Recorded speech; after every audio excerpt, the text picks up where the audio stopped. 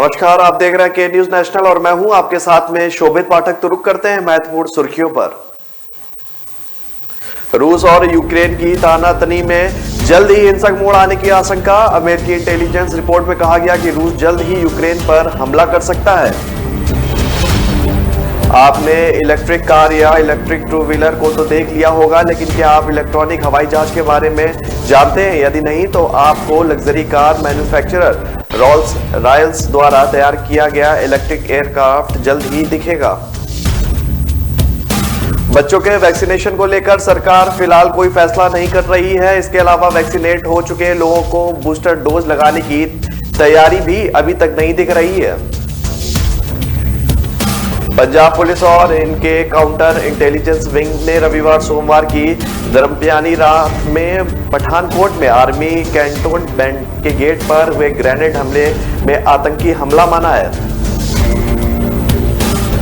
Indian air force अगले साल जनवरी से राफेल की फ्लीट को अपग्रेड करने जा रही है। भारत की जरूरतों के हिसाब से किए जा रहे इस अपग्रेड में एयरफोर्स को मजबूती मिलेगी। रूस और यूक्रेन की तनातनी में जल्द ही हिंसक मोड़ आने की आशंका है। अमेरिकी इंटेलिजेंस रिपोर्ट में कहा गया है कि रूस जल्द ही यूक्रेन पर हमला कर सकता है और उसने इसके लिए बड़े स्तर पर तैयारी भी शुरू कर दी है।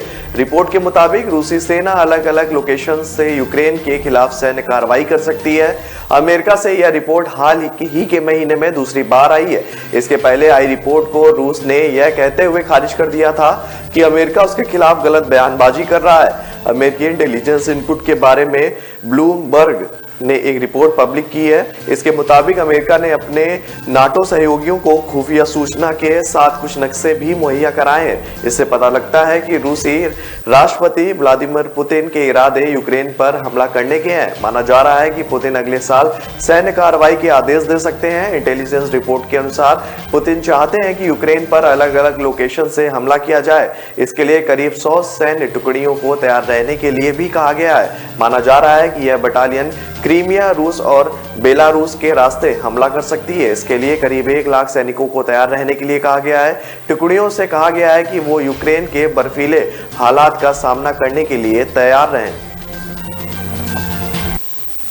आपने इलेक्ट्रिक कार या इलेक्ट्रिक टू व्हीलर को तो देख लिया होगा, लेकिन क्या आपने इलेक्ट्रिक हवाई जहाज के बारे में सुना है? यदि नहीं तो आप luxury car manufacturer Rolls Royce द्वारा तैयार किया गया इलेक्ट्रिक एयरक्राफ्ट देखना चाहिए। मीडिया रिपोर्ट के मुताबिक इस विमान में 3 किलोमीटर की ऊंचाई में ही 555 की स्पीड का रिकॉर्ड बनाया है। वहीं रिकॉर्ड ब्रेकिंग रन के दौरान एयरक्राफ्ट ने 623 की टॉप स्पीड हासिल की। यह एयरक्राफ्ट 15 मिनट तक आसमान में रहा। इस ऑल इलेक्ट्रॉनिक एयरक्राफ्ट का नाम स्पिरिट ऑफ इनोवेशन रखा गया है। इसने 2017 में सीमेंस ई एयरक्राफ्ट की 330 LE एरोबैटिक विमान की 213 किलोमीटर घंटा के पिछले रिकॉर्ड को तोड़ दिया है। इसने 60 सेकंड का समय लेते हुए सबसे तेज 3000 मीटर की ऊंचाई को पार कर लिया है। इसके साथ ही इसने 202 सेकंड इस ऊंचाई पर पहुंचने वाले रिकॉर्ड को भी तोड़ दिया है। Spirit of innovation single seater aircraft है। कंपनी का कहना है कि इसने किसी भी विमान की तुलना में अब तक की सबसे ज्यादा पावरफुल बैटरी पैक दिया गया है। विमान 6000 सेल बैटरी पैक पर काम करता है और इसमें लगी इलेक्ट्रॉनिक मोटर लगभग 500 HP की पावर जनरेट करती है। रोल्स रॉयल्स ने बताया कि यह एयरक्राफ्ट 300 मील प्रति घंटा की टॉप स्पीड से उड़ सकता है। बच्चों के वैक्सीनेशन को लेकर सरकार फिलहाल कोई फैसला नहीं कर रही है। इसके अलावा वैक्सीनेट हो चुके लोगों को बूस्टर डोज लगाने को लेकर भी कोई रणनीति नहीं बनी है। केंद्रीय स्वास्थ्य मंत्रालय के वरिष्ठ अधिकारियों का कहना है कि अभी इस बारे में कोई विचार नहीं किया गया है। दुनिया के कई प्रमुख देश बूस्टर डोज लगाना शुरू कर चुके हैं, लेकिन भारत में परिस्थितियां अभी अलग है। यहाँ ना तो अभी अमेरिका ब्रिटेन की तरह कोरोना संक्रमण बढ़ रहा है, ना ही बच्चों में संक्रमण को लेकर ज्यादा खतरा है। देश के 18 करोड़ वयस्क यानी 18+ ऐसे हैं जिन्हें टीके का पहला डोज नहीं लगा है। इसे टीका लगाने के बाद ही बूस्टर डोज का फैसला लिया जा सकता है। आधार डेटा के मुताबिक देश में 95 करोड़ लोग 18 साल से ज्यादा उम्र के हैं।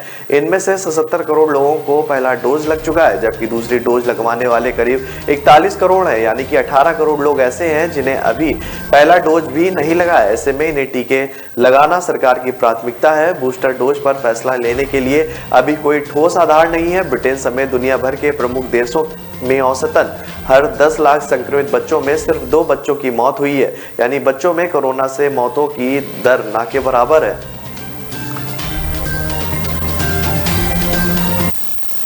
पंजाब पुलिस और इसके काउंटर इंटेलिजेंस विंग ने रविवार सोमवार की दरमियानी रात में पठानकोट में आर्मी कैंटोनमेंट के गेट पर हुए हैंड ग्रेनेड ब्लास्ट को आतंकी हमला माना है। पंजाब के काउंटर इंटेलिजेंस के एआईजी गुलनीत खुराना ने कहा कि इस ग्रेनेड हमले में आतंकी एंगल जरूरी है और पंजाब पुलिस इसकी जांच शुरू कर चुकी है। रविवार देर रात पठानकोट में भारतीय सेना की छावनी के त्रिवेणी गेट पर हैंड ग्रेनेड फेंका गया था। ग्रेनेड फेंकने वाले बाइक पर आए और वारदात के बाद फरार हो गए। हमले के समय गेट पर ड्यूटी दे रहे जवान थोड़ी दूर पर थे, इसलिए कोई हताहत नहीं हुआ। पठानकोट में आर्मी कैंटोनमेंट के त्रिवेणी गेट पर ग्रेनेड हमले के बाद घटनास्थल के आसपास के इलाकों को सील कर दिया गया था। पंजाब पुलिस और मिलिट्री पुलिस के अलावा अन्य जांच एजेंसियां इस ग्रेनेड हमले की जांच कर रही हैं। ग्रेनेड फेंकने वाले बाइक सवार किधर से आए और किधर गए, इसके बारे में फिलहाल कोई जानकारी नहीं मिल पाई है। सुरक्षा के लिहाज से पठानकोट बेहद संवेदनशील स्टेशन है जो भारत पाक इंटरनेशनल बॉर्डर के नजदीक है और इसकी सीमाएं जम्मू कश्मीर से मिलती हैं। इंडियन एयरफोर्स अगले साल जनवरी से राफेल की फ्लीट को अपग्रेड करने जा रही है। भारत की जरूरतों के हिसाब से किए जा रहे इस अपग्रेड से एयरफोर्स को मजबूती मिलेगी। भारत की तरफ से राफेल में हाईली कैपेबल मिसाइल, लो बैंड जैमर और सैटेलाइट कम्युनिकेशन की मांग की गई है। एयरफोर्स की तरफ से रिक्वायरमेंट को मंजूरी मिलने के बाद जनवरी में अपग्रेड की शुरुआत होगी। भारत को फ्रांस की तरफ से कुल 30 राफेल विमान सौंपे जा चुके हैं। इनमें से 3 और विमान दिसंबर के दूसरे हफ्ते में भारत पहुंचेंगे। राफेल को 2016 की डील के तहत सभी रिक्वायरमेंट से लैस किया गया था। डील के मुताबिक अपग्रेड करने वाली किट फ्रांस से भारत लाई जाएगी और हर महीने 3 से 4 राफेल विमानों को अंतर्राष्ट्रीय मानकों के मुताबिक अपग्रेड किया जाएगा। एयरफोर्स के अधिकारियों का कहना है कि राफेल विमानों की परफॉर्मेंस की जांच के लिए फ्रांस टीम पहुंच चुकी है। फ्रांस की आइस्ट्रेट एयरबेस पर मौजूद इन विमानों का टेल नंबर RB008 है। फ्रांस ने भारत आने वाली आखिरी विमान RB008 होगा। इसका नाम एयरफोर्स के पूर्व प्रमुख air chief marshal RKS Bhadauria के नाम पर रखा गया है। चीफ मार्शल RKS भदौरिया ने फ्रांस के साथ करीब 60,000 करोड़ रुपए की डील पर साइन किया था। उस समय उप प्रमुख रहे भदौरिया ने फ्रांस की सरकार के साथ हुई डील में अहम भूमिका निभाई थी।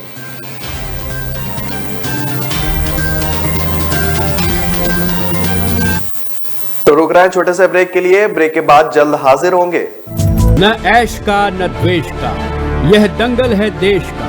सुलगती समस्याओं के झुलसते सवालों का होगा दंगल देश का। प्रशासन के प्रश्नों को लेकर होगा दंगल देश का। शिक्षा, स्वास्थ्य, समाज, कानून और व्यवस्था के आज क्या है हालात।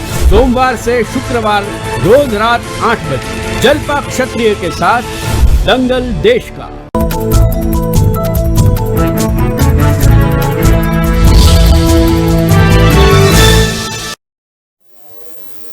ब्रेक के बाद फिर स्वागत है आपका। रुक करते हैं आगे की खबरों पर। कर्नाटक, आंध्र और तमिलनाडु में भारी बारिश के चलते कई शहरों में बाढ़ के हालात हैं। आंध्र में 33 लोगों की जान जा चुकी है, जबकि कर्नाटक में 24 मौतें हुई हैं। मौसम विभाग के मुताबिक अगले 5 दिनों के दौरान कर्नाटक, केरल, तमिलनाडु, पुडुचेरी में बारिश होगी। 24 और 25 नवंबर को कर्नाटक, केरल, तमिलनाडु, पुडुचेरी में भारी बारिश से बहुत भारी बारिश की आशंका है। इससे पहले कर्नाटक में बेंगलुरु के उत्तरी इलाके में रविवार रात जमकर बारिश हुई। इससे कई इलाकों में पानी भर गया। 24 घंटे में ये इलाका हाल ही में 134 mm बारिश इस इलाके में दर्ज हुई। बारिश के कारण कर्नाटक में 3.43 लाख हेक्टेयर में फसल प्रभावित हुई है। कुल 1.5 लाख किसान बेहाल हैं। उधर तमिलनाडु की राजधानी चेन्नई के मनाली उपनगर के कई हिस्सों में बाढ़ जैसी स्थिति है। वहां सड़कों पर नाव चल रही है। आंध्र में पेन्ना नदी में बाढ़ से अहम राजमार्गों पर यातायात बंद कर दिया गया है। नेशनल हाईवे 16 का एक हिस्सा टूट गया है। यह हाईवे चेन्नई को कोलकाता से जोड़ता है। रेल मार्ग के प्रभावित होने से 100 से ज्यादा ट्रेनों को रद्द करना पड़ा है। 30 साल बाद ये भीषण आपदा है। चित्तूर, कड़पा, नेल्लोर और अनंतपुर जिलों के 1366 गांव बाढ़ में घिरे हुए हैं। 23 डूबे हैं। 36,279 लोग प्रभावित हैं।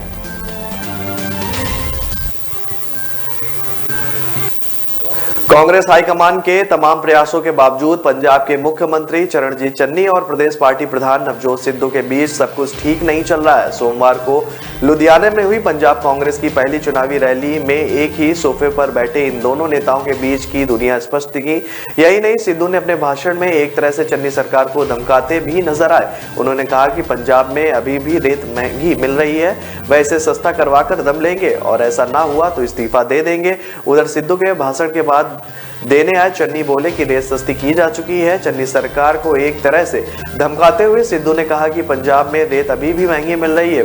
प्रदेश में रेत की 1000 रुपए वाली ट्राली 3500 रुपए में बिक रही है, वह इसे सस्ता करवा कर दम लेंगे और ऐसा ना हुआ तो इस्तीफा दे देंगे। सिद्धू ने यह भी कहा कि पंजाब के कैबिनेट मंत्री भारत भूषण आशु और लुधियाना के कांग्रेसी सांसद रवनीत सिंह बिट्टू जैसे लोगों के साथ मिलकर सिस्टम बनाएंगे कि रेत सस्ती हो।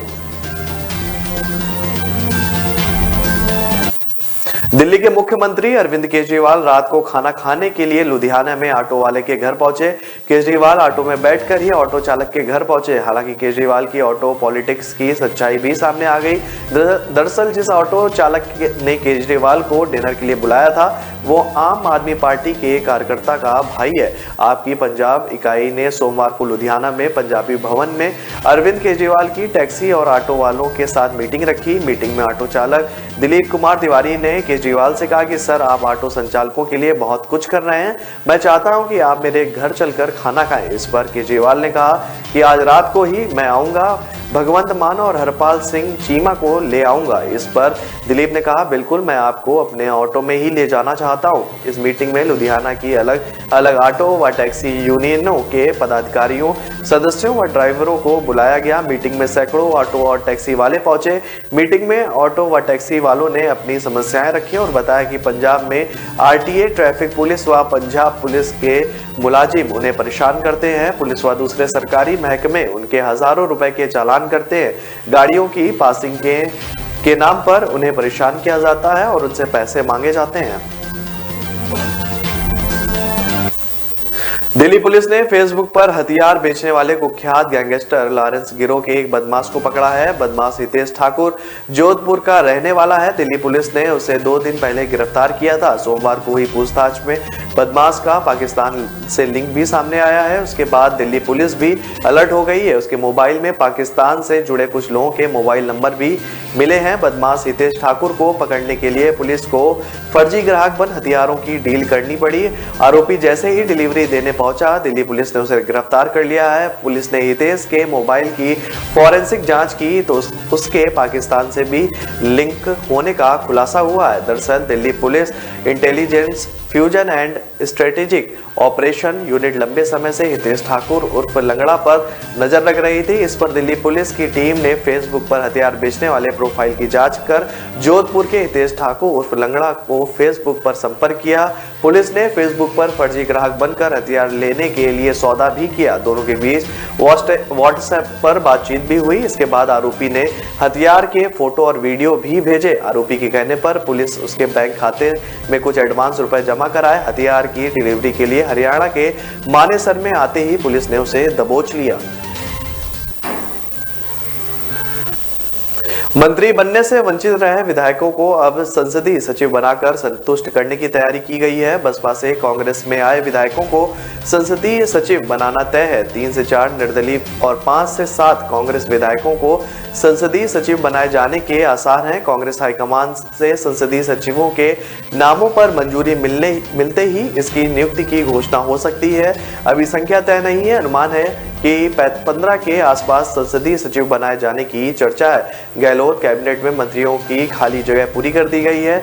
जगह कम होने से सभी दावेदारों को मंत्री नहीं बनाया जा सका है। बसपा से कांग्रेस में आने वाले निर्दलीय और गहलोत समर्थक कुछ कांग्रेस विधायकों को अब संसदीय सचिव बनाकर संतुष्ट करने की रणनीति की गई है। मंत्रिमंडल में फेरबदल में जिलों को पूरा प्रतिनिधित्व नहीं मिला है। 14 जिले ऐसे हैं जहां से कांग्रेस विधायक होते हुए भी एक भी मंत्री नहीं बनाया गया। अब संसदीय सचिव बनाकर या बोर्ड निगम में राजनीतिक नियुक्तियां देकर सियासी पावर बैलेंस किया जाएगा।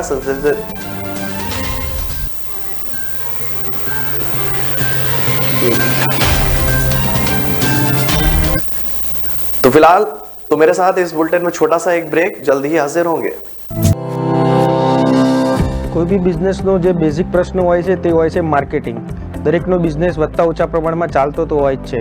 તો મારા બિઝનેસમાં મને જે તકલીફ પડી રહી હતી એમાં એવું હતું કે ક્વોલિટી વર્ક હું લેવા જાઉં તો મારા બજેટની બહાર જતું રહેતું હતું. મારું નામ હર્ષ પટેલ છે. Way to fashion WTF Vastrapur ખાતે મારી રેડીમેડ ગાર્મેન્ટની શોપ છે જે છેલ્લા 8 વર્ષથી હું ચલાવી રહ્યો છું.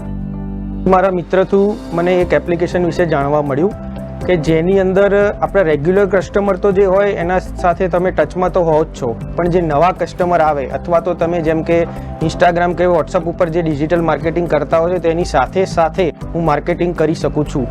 બ્રાન્ડ સ્પોર્ટ 365 સૌથી પહેલાં તો 7 દિવસનો જે ટ્રાયલ ફ્રી પેક હતો એ મેં યુઝ કર્યો. એનાથી મને સારી એવી મજા બી આવી અને એકદમ ઇઝી છે કે જેમાં મારે કોઈની જરૂર પણ નથી પડતી. હું મારી જાતે મારું માર્કેટિંગ કરી શકું છું. એ ફીચર્સ મને બહુ સારો લાગ્યો. ત્યારબાદ મને એવું લાગ્યું કે આપણે આના પેઇડ વર્ઝનમાં જવું જોઈએ, જે મેં લીધું પેઇડ વર્ઝન એનું. ત્યારબાદ એની અંદર એવી સિસ્ટમ છે કે તમે અનલિમિટેડ ફ્રેમ ડાઉનલોડ કરી શકો છો અને તમારો લોગો, એડ્રેસ અને કોન્ટેક્ટ નંબર લગાવી અને તમારા કસ્ટમરને એપ્રોચ કરી શકો છો, જેનાથી મારો કસ્ટમરનો ફ્લો પણ વધ્યો અને મને ઇઝી પણ લાગ્યો આ યુઝ. મારે જે માર્કેટિંગનો એમ હતો જેનું પરફેક્ટ સોલ્યુશન મને બ્રાન્ડ સ્પોર્ટ 365 આપ્યો. કોઈ ઝંઝટ નથી. લોગો અપલોડ, ઇમેજ ડાઉનલોડ અને શેર. બ્રાન્ડ સ્પોર્ટ 365 આસાન है.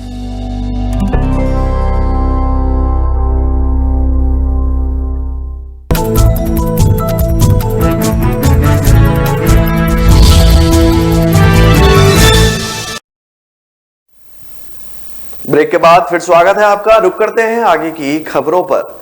राजस्थान में दीपावली के बाद अचानक से सर्दी बढ़ गई है, साथ ही इसका असर एयर क्वालिटी पर पड़ने लगा है। बिगड़ी एयर क्वालिटी ने अस्थमा और क्रॉनिक पल्मोनरी डिजीज से ग्रसित मरीजों की मुश्किलें बढ़ा दी हैं। हवा में प्रदूषण के साथ साथ धूल व अन्य कणों के कारण इन बीमारी से ग्रसित मरीजों को सांस लेने में परेशानी होने लगी है। इसी का असर दिखा है कि जयपुर में रोगियों की संख्या करीब 20% बढ़ गई है। SMS हॉस्पिटल के पूर्व अधीक्षक डॉक्टर वीरेंद्र सिंह की माने तो सामान्य दिनों की तुलना में पिछले कुछ दिनों से उनके पास अस्थमा और COPD से जुड़े रूटीन मरीजों की संख्या में 15 से लेकर 20% का इजाफा हुआ है। कुछ नए मरीज भी आए हैं जिन्हें पहले कभी अस्थमा की शिकायत नहीं थी। पिछले दिनों जयपुर, जोधपुर, उदयपुर, कोटा जैसे बड़े शहर जहां पिछले दिनों AQI लेवल 300 के पार पहुंच गया था, उस समय PM लेवल 2.5 पर दर्ज किया गया था। डॉक्टर सिंह की माने तो गर्मियों की तुलना में सर्दियों में हवा में प्रदूषण का लेवल ज्यादा रहता है।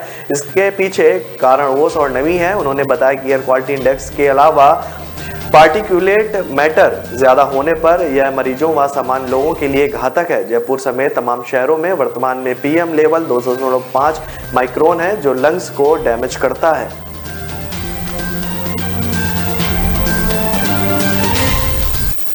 अगले साल की शुरुआत में विधान परिषद के 24 सीटों के लिए होने वाले चुनाव में महागठबंधन में चिराग पासवान भी शामिल हो सकते हैं।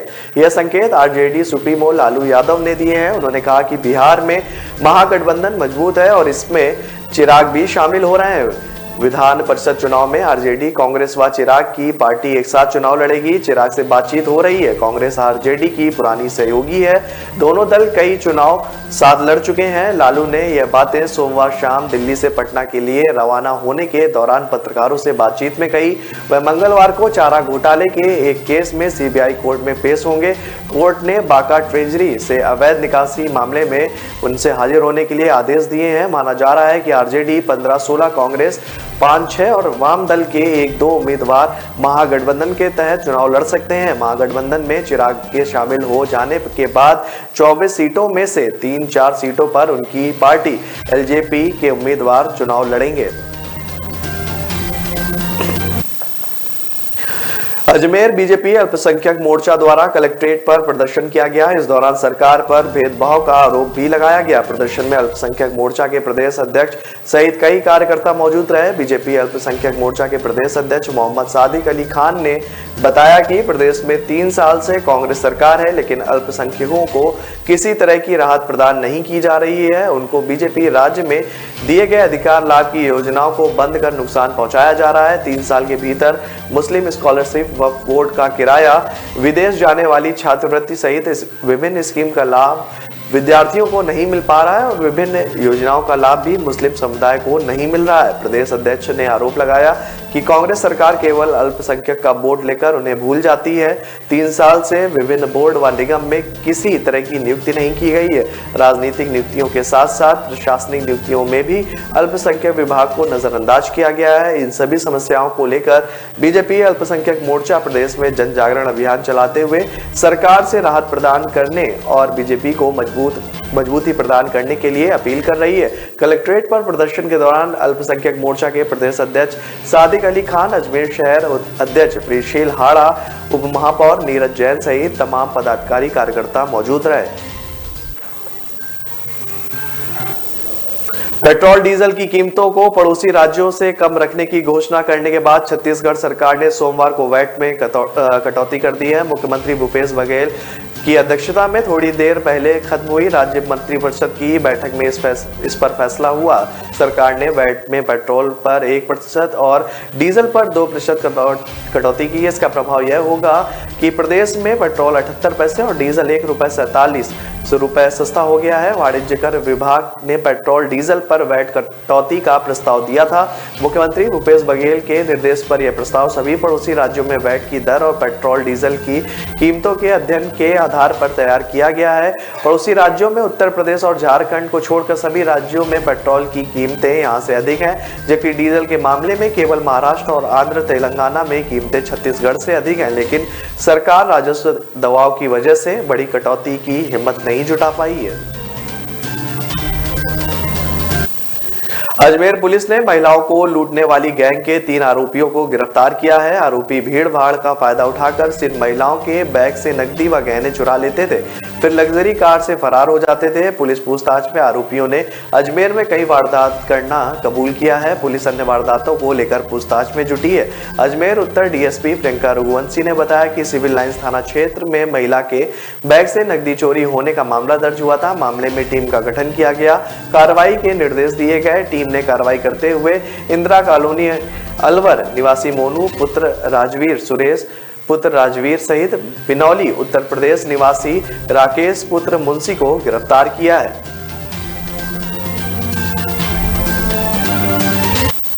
तो फिलहाल इस बुलेटिन में मेरे साथ इतना ही। आगे की खबरों के लिए बने रहिए के न्यूज़ नेशनल के साथ। नमस्कार।